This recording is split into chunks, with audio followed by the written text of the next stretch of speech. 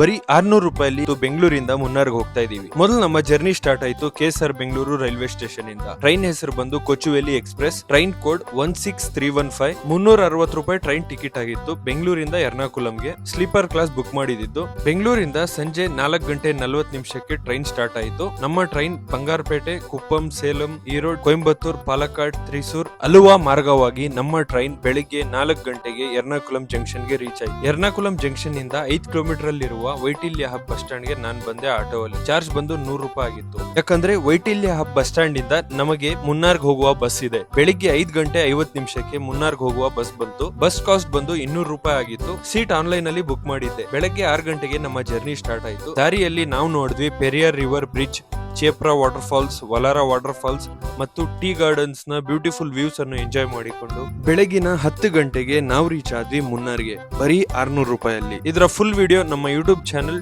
TFK vlogs ಅಲ್ಲಿ ಇದೆ. ಮುಂದಿನ ವಿಡಿಯೋದಲ್ಲಿ ಮುನ್ನಾರ್ ಡಬಲ್ ಬಸ್ ಅಲ್ಲಿ ಜರ್ನಿ ಮಾಡೋಣ.